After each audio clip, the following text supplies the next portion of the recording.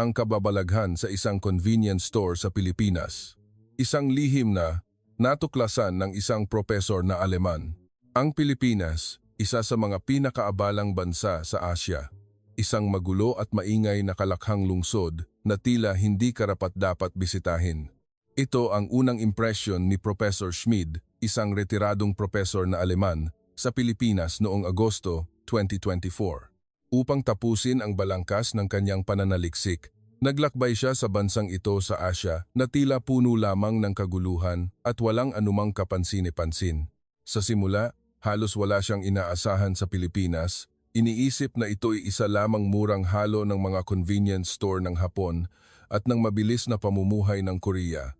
Ngunit ang hindi inaasahan ng lahat ay, makalipas lamang ang isang buwan, naglathala si Professor Schmid ng isang papel ng pananaliksik na gumimbal sa buong mundo ng pag-aaral sa mga lungsod na naging dahilan upang pag-aralan at tularan ito ng maraming malalaking lungsod sa Europa. Paano nga ba nangyari ang lahat? Bakit biglang nagbago ng husto ang kanyang pananaw sa loob ng isang convenience store sa Pilipinas? Ngayon, sasamahan ko kayong lahat upang tuklasin ang lihim sa likod ng mga pangyayari sa gabing iyon. Nagsimula ang lahat sa gabing iyon, 15 ng Agosto, alas 11 ng gabi sa Ninoy Aquino International Airport. Hila-hila ni Professor Schmid ang kanyang pagod na katawan palabas ng arrival hall. Ang 13 oras na biyahe, dagdagan pa ng jet lag, ay lubos na nagpahilo sa halos 70 anyos na akademiko. Ano ba naman to? Bakit ko pa tinanggap ang proyektong ito? Bulong niya sa sarili. Kung alam ko lang, sana'y sa Tokyo na lang ako lumipad. Bakit pa ako napadpad sa lugar na ito? Pagkasakay niya sa taxi, masiglang bumati ang driver sa Ingles na may puntong Pilipino. Maganda ang Pilipinas. Masarap ang pagkain, mababait ang mga tao. Tumango lang ng malamig si Professor Schmid habang iniisip, heto na naman ang karaniwang pambola sa mga turista. Lahat ng bansa sinasabing maganda sila. Ano bang bago doon? Nang makarating siya sa hotel sa gitna ng Maynila, halos hating gabi na. Magalang na sinabi ng receptionist, "Ginoo, paumanhin po, sarado na po ang aming restaurant." Ayos lang, hindi naman ako gaanong gutom. Sa katotohanan, wala pa siyang matinong kain mula patanghali. Kung gusto niyo po, subukan ninyo ang convenience store sa malapit, mungkahi ng receptionist. Kumanan lang po kayo, may isang 7-Eleven na bukas 24 oras. Convenience store? Mahinang tawa ni Professor Schmid sa kanyang isip. Sa Alemanya, ang mga convenience store ay lugar lamang na nagbebenta ng mga malapit ng mag-expire na pagkain at mababang kalidad na kape. Sa gabi, ito'y tambayan ng mga lasing at mga taong walang tirahan. "Salamat, pero magpapahinga na lang ako sa aking silid," pormal niyang sagot. Ngunit pagkahiga niya, nagsimulang kumalam ng malakas ang kanyang tiyan. Naalala niya ang kanyang mga field trip sa Japan. Kahit papaano, may mga onigiri pa siyang mabibili sa gabi. "Sige na nga, isipin na lang nating bahagi ito ng pananaliksik," sabi niya sa sarili para pagaanin ang loob. Nagpalit siya ng damit at lumabas ng hotel. Mas buhay ang gabi sa Maynila kaysa sa kanyang inaasahan. Malapit ng maghating gabi, ngunit marami pa ring tao at sasakyan sa kalsada. Ang maliwanag na karatula ng 7-Eleven ay kitang-kita sa di kalayuan. Pagkatulak niya ng pinto, bumungad sa kanya ang malamig na hangin mula sa aircon. Ngunit ang ikinagulat ni Professor Schmid ay hindi ang lamig, kundi ang tanawin sa kanyang harapan. Ito ba talaga ay isang convenience store? Isang malinis at maliwanag na espasyo, maayos na nakasalansan ang mga produkto. Ngunit ang pinaka-nakaagaw ng kanyang pansin ay ang isang buong estante ng mga lutong pagkain. May mga mainit na siopaw sa steamer, mga hotdog at siomay na nakababad sa init at higit sa 20 uri ng kanin sa kahon na maayos na nakahilera. "Welcome." Natigilan siya sandali. Iyon ay salitang Aleman. Lumingon siya at nakita ang isang binatang empleyado na bumabati sa kanya. Ngumiti ng malaki ang binata. Sa kanyang name tag ay nakasulat ang pangalang Jose. "Marunong kang mag-Aleman?" tanong niya sa Ingles. "Kaunti lang po," nakangiting sagot ni Jose. "Mukha po kasi kayong Aleman, kaya sinubukan ko lang po. Kailangan niyo po ba ng tulong sa pagpili?"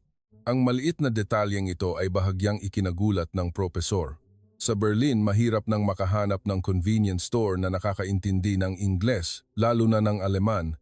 Gusto kong bumili ng makakain. Walang problema po, masiglang mungkahi ni Jose. Mayroon po kaming mga rice meal, siopaw, sandwich.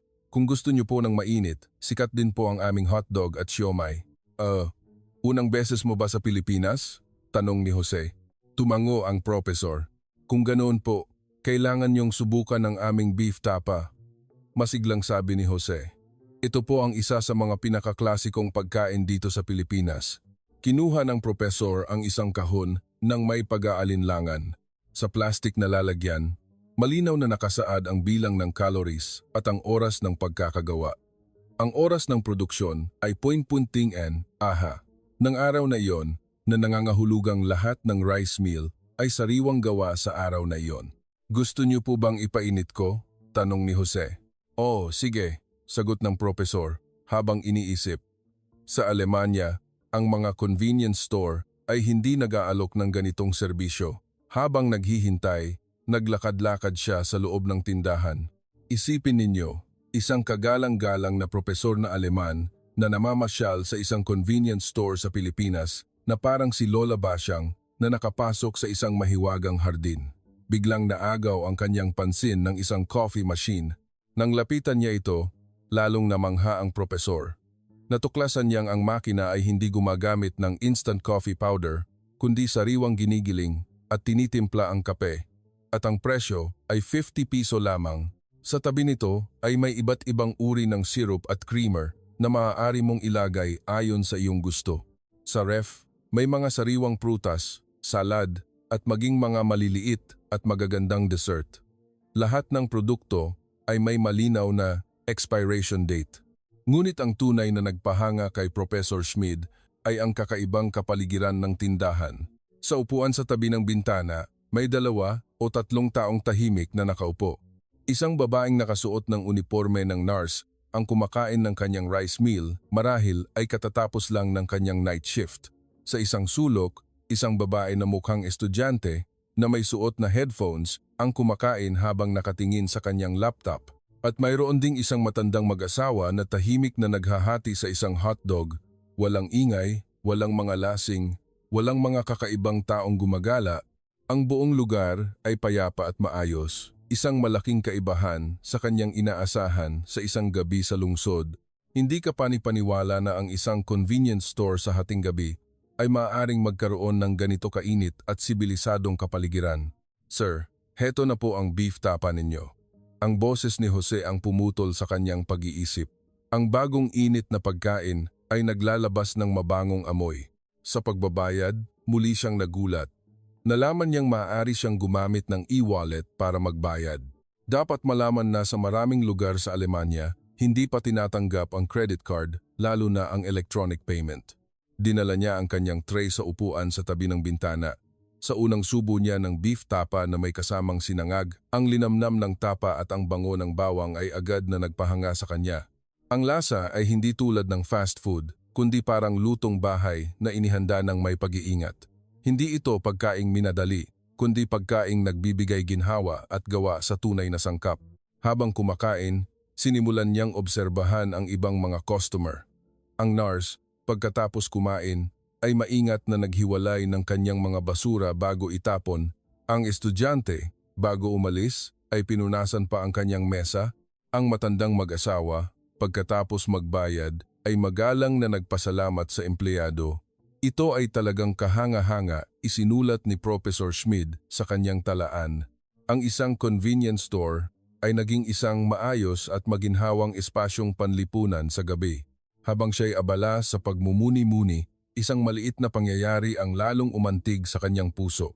Isang matandang lalaki na tila walang tirahan ang pumasok. Luma at punit ang kanyang damit, may mga mantsa at may kakaibang amoy. Kung sa Alemanya ito, malamang ay pinalabas na siya.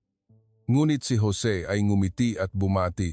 Lolo, nandito na po pala kayo. Tumango ang matanda at naglabas ng ilang barya. Sinabi ni Jose, Lolo, may promo po tayo sa hotdog ngayon, buy 2, take 1. Napansin ng propesor na walang ganoong promo. Gumawa lang ng kwento ang binatang empleyado. Sa sarili niyang maliit na paraan, Lihim na tinutulungan ng binatang ito ang matanda. Bumili ang matanda ng 3 hotdog at isang bote ng tubig at umupo sa isang sulok para dahan-dahang kumain. Walang sinumang nandidiri sa kanya, walang umiiwas. Dito, lahat ay tinatrato ng may kabaitan. Naluha si Professor Schmid. Naalala niya ang mga taong walang tirahan sa mga lansangan ng Berlin, ang kanilang kapabayaan at ang unti-unting pagkawala ng pagmamalasakit ng mga tao. Sa mga sumunod na araw, tila nabighani siya. Araw-araw siyang pumupunta sa convenience store umaga, tanghali, gabi at hating gabi. Palagi siyang dumarating sa takdang oras upang obserbahan ang iba't ibang tanawin sa bawat yugto ng araw. 7 Sando. Dagsaan ang mga empleyado ng opisina at mga estudyante. Maraming tao, ngunit hindi magulo. Mabilis ang pagbabayad. Laging nakangiti ang mga staff. Isang ina ang may dalang anak para bumili ng almusal. Natapon ng bata ang kanyang inumin. Mabilis na sinabi ng staff, "Okay lang po yan," at agad na nilinis ito. 12 N.T. Nagsilabasan ang mga empleyado mula sa kanilang mga opisina. Marami sa kanila ay hindi kumakain ng mag-isa kundi kasama ang 3 hanggang 5 kaibigan nag-uusap sa isang sulok na parang sarili nilang kantina. Ang convenience store ay naging isang extension ng kanilang opisina. 3 N.H. Oras ng uwian mula sa eskwela. Napansin niyang maraming estudyante ang hindi agad umuuwi pagkatapos ng klase, kundi nakaupo at gumagawa ng kanilang takdang aralin sa loob ng tindahan. Sanay na ang mga staff sa ganitong tanawin at nagpapaalala pa, "Huwag kalimutang uminom ng tubig ha, huwag masyadong magbabad sa upuan." Gabi, oras naman para sa mga pamilya. Isang ama ang nagdala ng kanyang anak para bumili ng merienda. Ang ina naman ay nag-scan para magbayad.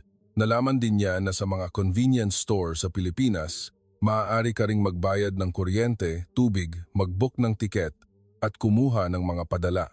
Ito ay tunay na isang 24 oras na sentro ng buhay. Ngunit ang pinaka nagpahanga sa kanya ay ang kalaliman ng gabi. Bumalik siya sa convenience store na iyon. Sa pagkakataong ito, ibang staff ang naka-duty, isang nasa katanghaliang gulang na babae. Sa kanyang name tag ay nakasulat ang Ate Nene. "Sir, nandito na naman po kayo para sa midnight snack?" Nakangiting bati ni Ate Nene. "Gusto niyo po bang subukan ang bago naming produkto para sa araw na ito?" Nagulat siya na naaalala siya nito. "Paano mo nalaman na isa akong propesor?" "Ikinuwento po sa akin ni Jose." Nakangiting sagot ni Ate Nene. "Narinig ko pong may isang propesor na Aleman na madalas pumunta rito kamakailan at laging may dalang maliit na kwaderno para magsulat." Lumalabas na nagpapalitan pala ng impormasyon ang mga staff tungkol sa mga customer. Ngunit hindi para magchismis, kundi para makapagbigay ng mas maalagang serbisyo. Sa gabing iyon, marami pa siyang nasaksihang mga madamdaming sandali. Isang taxi driver ang pumasok para bumili ng kape. Agad siyang nakilala ni Ate Nene. "Manong, bumiyahe pa po kayo ng gabi? Gusto niyo po bang dagdagan ko ng tapang para gising na gising kayo?" Isang lalaking nakasuot ng damit pang konstruksyon ang bumili ng rice meal. Nag-aalalang sinabi ni Ate Nene, "Kulang po yata yan sa inyo. Mabigat ang trabaho nyo, madaling magutom. Gusto nyo po bang bumili pa ng isang kanin?" Ang pinakakinatatakutan ng mga manggagawa ay ang hindi mabusog. Doon napagtanto ng propesor na ang lugar na ito ay higit pa sa isang tindahan. Ito ay parang isang kanlungan sa gabi para sa mga tao sa lungsod. Hindi niya napigilang magtanong, "Bakit ninyo pinapahalagahan ang bawat customer ng ganito? Mayroon ba kayong patakaran mula sa kumpanya?" Nag-isip sandali si Ate Nene at sumagot, "Wala naman po talagang espesyal na patakaran. Pare-pareho lang po tayong lahat na naghahanap buhay, kaya nagkakaintindihan po tayo.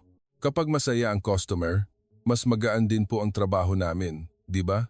Ang kanyang sagot ay naglantad sa diwa ng kultura ng convenience store sa Pilipinas. Hindi ito nakasalalay sa mga patakaran, kundi sa konsepto ng pakikipagkapwa-tao. Isang gabi, habang patuloy na nagmamasid si Professor Schmid sa convenience store, isang pangyayari ang tuluyang nagpabago sa kanyang pananaw sa lipunang Pilipino. Pandang 10 Nansan, isang batang lalaki na nasa 6 o 7 taong gulang ang umiiyak na tumakbo papasok sa tindahan. May suot siyang school bag na puno ng mga gasgas. Pagpasok niya, sumigaw siya, "Nanay!" Hindi ko po makita si nanay. Lahat ng tao sa loob ng tindahan ay natigilan. Naging interesado si Professor Schmid na makita kung paano haharapin ng mga Pilipino ang ganitong sitwasyon. Sa Alemanya, karaniwang tatawag agad sa pulis at hihintayin sila ang umaksyon. Ngunit ang sumunod na eksena ay isang bagay na hindi niya malilimutan habang buhay. Ang naka-duty na empleyado noon ay isang binata na may name tag na Marco. Mabilis siyang lumapit, yumuko para maging kapantay ng bata at sinabing, "Huwag kang matakot, tutulungan ka ni kuya na hanapin si nanay." Inakay ni Marco ang bata sa isang upuan. Pagkatapos ay humarap siya sa ibang mga customer at sinabing, "Paumanhin po, maaari po ba akong gumawa ng anunsyo?" Isang anunsyo ang umalingaw-ngaw. Sa lahat po ng aming mga customer, mayroon po tayong isang batang lalaki na nakasuot ng asul na unipormeng pampaaralan at may dalang pulang bag na hinahanap ang kanyang ina. Kung mayroon po kayong makitang nag-aalalang magulang sa labas, pakisabi po na ang bata ay nasa loob ng convenience store. Salamat po sa inyong kooperasyon. At doon, nagsimula ang himala, isang matandang babae na namimili ang lumapit. "Gutom ka ba, iho? Bibilhan ka ni Lola ng gatas." Isang estudyante sa tabi ang nagsabi, "Pupuntahan ko po, yung kanto sa labas, baka nandoon lang naghahanap ang nanay niya." Maging ang matandang walang tirahan na madalas doon ay lumapit. Kumuha siya ng 2 piraso ng biskwit mula sa kanyang bulsa. "Huwag ka nang umiyak, iho. Kumain ka muna."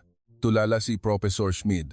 Ang mga estrangherong ito ay kusang loob na bumuo ng isang lambat ng proteksyon. Lahat sila ay nagtulungan para alagaan ang nawawalang bata. Mahinahong tinanong ni Marco ang bata, "Tanda mo ba ang numero ng nanay mo?" Umiling ang bata, ngunit sinabi, "Alam ko po na ang bahay namin ay nasa kalye na may malalaking puno." Isang customer na pamilyar sa lugar ang nagsabi, "Baka sa may Acacia Street yan." May hilera ng malalaking puno ng acacia doon. Nagningning ang mga mata ng bata. Opo. Mabilis na tumawag si Marco sa kalapit na istasyon ng pulisya at ipinaalam ang sitwasyon. Wala pang 5 minuto, isang pulis ang dumating. Ngunit ang pulis na ito ay hindi dumating para mag-imbestiga, kundi parang isang mabait na kuya. "Halika, iho, sasamahan ka ni kuya pulis na hanapin si nanay," malumanay na sabi ng pulis. Bigla, isang babae ang nagmamadaling pumasok sa tindahan. "Anak, nandito si nanay!" Nagyakapan ang mag-ina at nag-iyakan. Lumalabas na bumili lang pala ang ina sa kabilang kalsada. Nang matapos ang klase ng bata at hindi niya makita ang ina, nataranta ito. Walang tigil sa pasasalamat ang ina. "Salamat po sa inyong lahat. Maraming salamat po." Gusto niyang bilhan ang lahat bilang pasasalamat, ngunit lahat ay tumanggi. Sabi ni Marco, "Wala po yun. Ang mahalaga po ay ligtas ang bata." Sabi naman ng matandang babae, "May anak din po ako. Naiintindihan ko ang nararamdaman ninyo." Ang matandang walang tirahan ay tahimik na bumalik sa kanyang sulok at ipinagpatuloy ang pagkain ng kanyang hotdog. Nanginginig ang mga kamay ni Professor Schmid. Isinulat niya sa kanyang talaan, "Ano ang nasaksihan ko ngayong gabi? Hindi ito ang episyenteng operasyon ng isang komersyal na espasyo, kundi ang diwa ng isang komunidad, ang bayanihan. Lahat ay naging kusang loob na tagapagtanggol. Ang tiwala at pagtutulungang ito ay isang bagay na hindi kayang palitan ng anumang regulasyon." Bago umalis ang ina, sinadya niyang lapitan ang matandang lalaki. "Lolo, salamat po sa pag-aliw sa anak ko kanina." Nahihiyang ngumiti ang matanda. Sa sandaling iyon, hindi na siya isang taong walang tirahan, kundi bahagi ng isang malaking pamilya sa komunidad. Nang matapos ang lahat, tinanong ni Professor Schmid si Marco, "Madalas bang mangyari ang ganito?" Sumagot si Marco, "Minsan po. Lahat po ng staff namin ay sinanay kung paano humarap sa ganitong sitwasyon. Pero sa totoo lang po, ang pinakamahalaga ay hindi ang proseso, kundi ang pagtrato sa bawat pumapasok sa tindahan bilang kapamilya." "Kapamilya?" "Opo," natural na sagot ni Marco. "Ang convenience store ay bukas 24 oras. Para sa marami, kami po ang kanilang pangalawang tahanan. Kapag nagugutom sila, dito sila pumupunta. Kapag malungkot sila, dito rin sila pumupunta. Kapag may problema, sa amin din sila lumalapit. At dahil tahanan ito, dapat lang po na magtulungan tayo. Napagtanto ni Professor Schmid na kailangan niyang pag-aralan ng malalim ang fenomenong ito. Sinimulan niyang interviewin ang mga staff, customer, at maging ang area manager ng convenience store. Ibinahagi sa kanya ng area manager ang isang impormasyon. Ang densidad ng mga convenience store sa Pilipinas ay isa sa pinakamataas sa mundo. Sa bawat 2,000 tao, may isang convenience store. Ngunit hindi lang namin hinahabol ang bilang, binibigyan din namin ng importansya ang pagsasama sa komunidad. Paano niyo po ito ginagawa? Wala po talagang sikreto. Ituring lang ang tindahan bilang tahanan at ang mga customer bilang kaibigan. Mababa po ang turnover rate ng aming mga empleyado. Marami sa kanila ay ilang taon nang nagtatrabaho dito, kaya natural na nagiging malapit sila sa mga tao sa komunidad. Nakapanayam ni Professor Schmid ang isang regular na customer, isang nurse na nagtatrabaho sa night shift. Minsan, pagod na pagod ako pagkatapos ng trabaho. Pero pagpasok ko sa convenience store at marinig ko ang ingat po sa pag-uwi, gumagaan ang pakiramdam ko. Isang taxi driver ang nagsabi, nakakainip magmaneho sa gabi. Minsan, papasok ako para uminom ng kape, makipagkwentuhan ng ilang salita sa staff, at biglang bumabalik ang lakas ko. Isang matandang mag-isa na lang sa buhay, ang pinakanaantig. Ang mga anak ko ay nasa ibang bansa. Ang pakikipag-usap sa mga tao sa convenience store, ang pinakamainit na bahagi ng aking araw. Kilala na nila akong lahat at nag-aalala pa kung kumain na ba ako sa tamang oras. Sa totoo lang, mas malapit pa sila sa akin kaysa sa mga kapitbahay ko. Natuklasan ni Professor Schmid na ang mga convenience store sa Pilipinas ay lumampas na sa pagiging isang komersyal na lugar. Ito ay naging isang kailangang ugnayan sa lipunan sa modernong buhay sa lungsod. Pagbalik sa Alemanya, inilaan ni Professor Schmid ang isang buwan sa pananaliksik. Tinapos niya ang kanyang sanaysay na gumimbal sa mundo. Ang convenience store sa Pilipinas, isang bagong paradigm ng komunidad sa lungsod sa ika-21 siglo. Ang pangunahing punto ng kanyang sanaysay ay kapansin-pansin. Sa proseso ng urbanisasyon sa mundo, unti-unting nawawala ang mga tradisyonal na komunidad. Ang mga tao ay nakatira sa iisang gusali, ngunit hindi magkakakilala. Habang lumalaki ang mga lungsod, lalong lumalayo ang puso ng mga tao sa isa't isa. Ngunit ang mga convenience store sa Pilipinas ay nag-alok ng isang solusyon. Sa pamamagitan ng makataong operasyong komersyal, muli nilang binuo ang isang network ng tiwala sa lungsod. Espesyal niyang binanggit ang kwento ng nawawalang bata. Kapag ang isang komersyal na espasyo ay nakapagtutulak sa mga estranghero na kusang loob na magtulungan, kapag tinatrato ng may-ari ng tindahan ang mga customer bilang kapamilya, kapag maging ang isang taong walang tirahan ay maaaring makatanggap ng respeto at pagtanggap, hindi lamang natin nakikita ang tagumpay ng industriya ng serbisyo, kundi pati na rin ang pag-asa ng lipunan. Matapos mailathala ang kanyang sanaysay, nagkaroon ng malaking kaguluhan sa larangan ng urban planning sa Europa. Ang pamahalaan ng Paris, Pransya, ang nanguna sa pagpapadala ng isang delegasyon sa Pilipinas para mag-aral. Inimbitahan ng Universidad ng London si Professor Schmid upang magbigay ng isang panayam na may paksang pag-aaral mula sa Pilipinas, paano gawing masigla ang isang malamig na lungsod. At ang Berlin, Alemanya, ay nagplanong direktang gamitin ang modelo ng pamamahala ng komunidad ng mga convenience store sa Pilipinas. Ang pinaka-interesante ay ang reaksyon mula sa South Korea. Isang propesor ng sosyolohiya sa Seoul ang nagsabi, akala namin, ang kultura ng convenience store sa Korea ay ganap ng maunlad. Ngunit matapos basahin ang pananaliksik ni Professor Schmid, napagtanto naming natutunan lamang namin ang kaginhawahan, ngunit hindi namin natutunan ang puso. Iba naman ang komento ng mga akademiko sa Japan. Ang serbisyo sa mga convenience store sa Japan ay mahusay din, ngunit karamihan ay nakabatay sa mga patakaran. Ang lakas ng Pilipinas ay ang serbisyong mula sa puso. Ang ganitong uri ng kapaligiran ay mahirap gayahin ng sistema. Gayunpaman, ang email na pinakanagpaantig kay Professor Schmid ay mula kay Jose, ang empleyado ng convenience store. Professor, salamat po sa pagpapakita sa buong mundo kung sino kami. Sa totoo lang po, wala kaming ginagawang espesyal.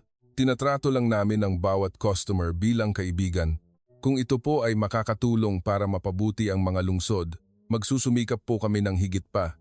Noong tagsibol ng 2025, muling naglakbay si Professor Schmid sa Pilipinas kasama ang kanyang pangkat. Sa pagkakataong ito, hindi lamang sila nag-obserba, kundi nais din nilang pag-aralan ng malalim ang kultural na pundasyon sa likod ng fenomenong ito.